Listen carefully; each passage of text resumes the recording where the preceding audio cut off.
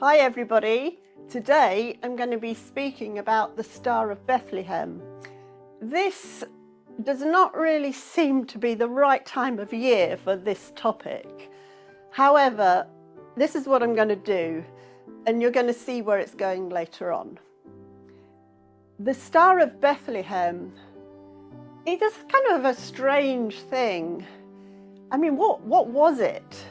What was this star? Could this possibly be true? Or was it just something added into the story to make the story seem more lively or more convincing? Or was it an actual phenomenon?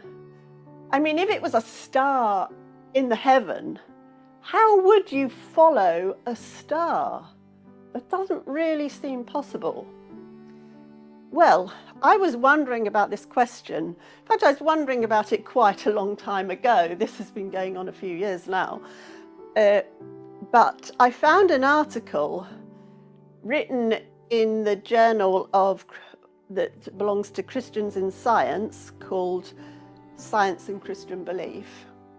It's an article written by Colin Humphreys in 1995, and he shows how the Star of Bethlehem was actually a comet.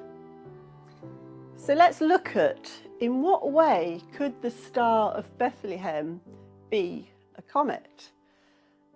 If it was a comet, the first question to ask is, was it Halley's Comet? Halley's Comet must be the most famous comet, the one that we all know about. It came by fairly recently. Halley's Comet came by in 1066. There's even a depiction of Halley's Comet in the Bayeux Tapestry. And Halley's Comet actually came by in 10 BC. Well, would that be the Star of Bethlehem? It seems that 10 BC is actually too early for it to be the Star of Bethlehem. And there's another thing, and that is that Halley's Comet moves in a northwards direction, but that's not the direction for us. So the Star of Bethlehem, if we're saying that it's a comet, can we find a comet that appeared in 1 AD when we suppose that Jesus was born in 1 AD at the beginning of Anno Domini, sorry. Well, as Colin Humphreys says in his article, there is no comet appears in 1 AD, but he found new evidence that there was a comet that appeared in 5 BC. So we're going to investigate this comet. Now this comet of 5 BC is recorded in a catalogue of comets called the, Ho Peng Yok of the Han Dynasty of China. And the comet is in the catalogue is numbered 63. This comet was a very exceptional comet. It was a tailed comet, in Chinese Sui. It appeared for a very long time. It was visible for 70 days, which is a lot longer than your normal comet. It appeared in a Chinese month that goes from the 9th of March until the 6th of April.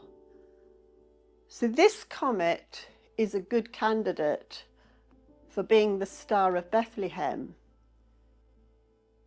But we're asking ourselves, so did the Star of Bethlehem appear in 5 BC? Well, let's first look at what the features of comets to see if they are a good candidate for the Star of Bethlehem. The first feature of comets is that they have elliptical orbits around the sun. So they circulate around the sun in highly elliptical orbits. You have short period comets and long period comets. The long period comets appear a lot less often than the short period comets. But because they are going in elliptical orbits around the sun, they appear suddenly. So a star appears suddenly in the sky.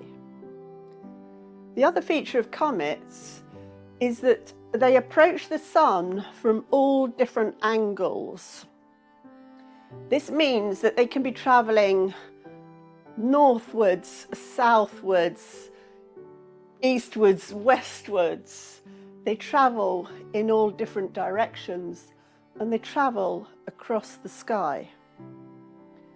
The third feature of comets is that they have this strange ability, and that is to point down, and they can point towards a city on the Earth. The reason for this is that the comet approaches the sun, and as it recedes away from the sun, it's receding away from the sun, as you see it on the horizon, as it's receding, it appears to be vertical. When it's vertical, its tail is streaming vertically upwards, and the head of the comet is pointing down, and it can appear in the line of sight to be pointing down to a city. The Chinese called these tailed comets broom stars, because in their opinion they looked like a broom, like a witch's broom. And the significance for them was that when a broom star appeared, it signified a change in government, that the old order of things was going to be swept away and a new order was going to be established. In the West, it's slightly different.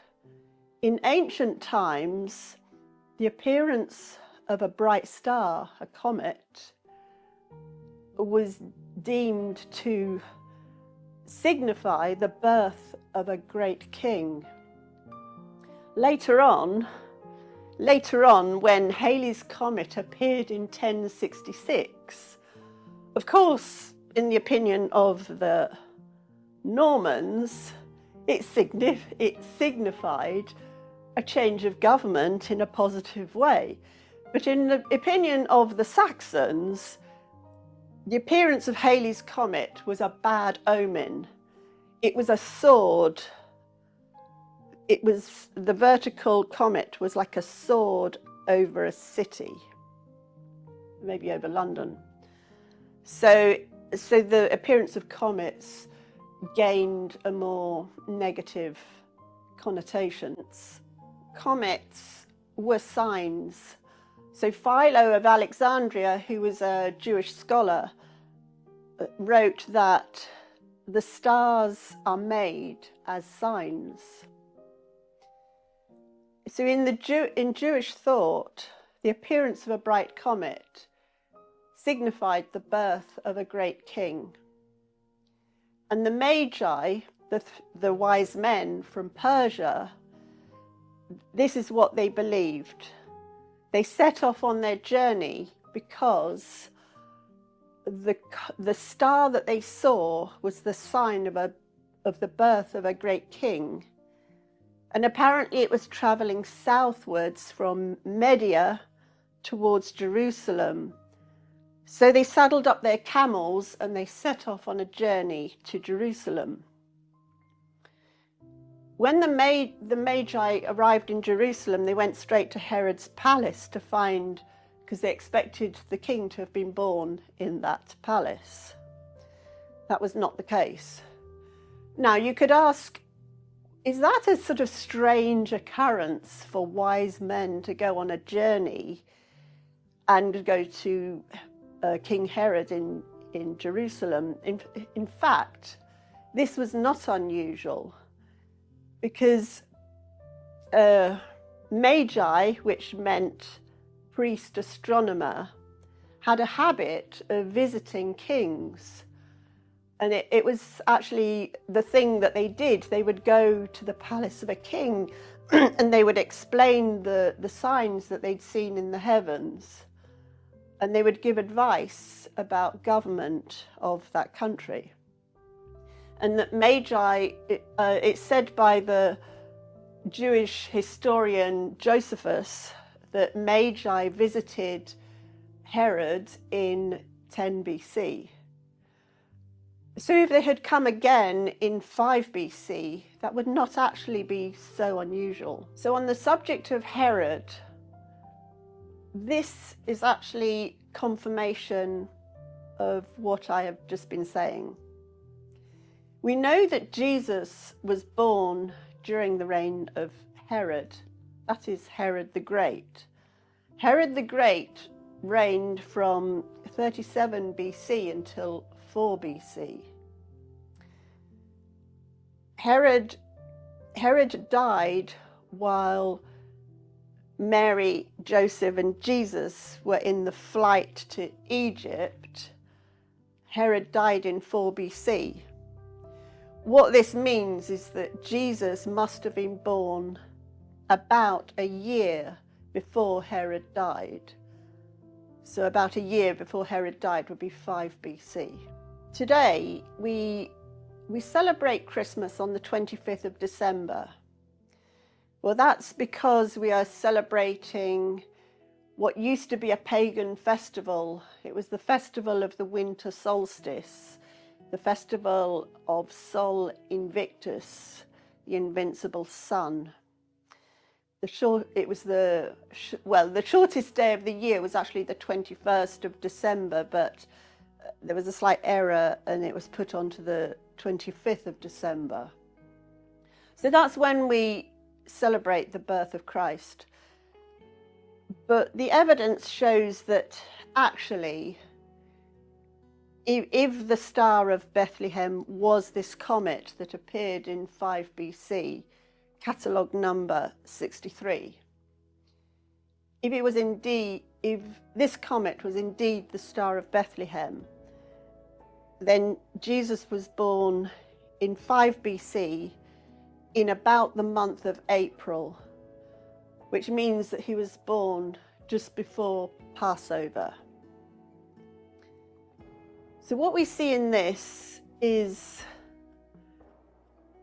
several things. We see that the Bible appeared to have things that could not be true. But if you dig deeper and you have more knowledge about natural phenomena, you discover that, in fact, it can be true. It can be true. There's another thing, that God gave a sign of the appearance of a star, which is what the ancients expected, according to their view and their interpretation of natural phenomena. They considered that the birth of a great king would be marked by the appearance of a star. And in fact, God did give this sign. So he did show to human beings in the way that they could understand the message that he wanted to convey to human beings.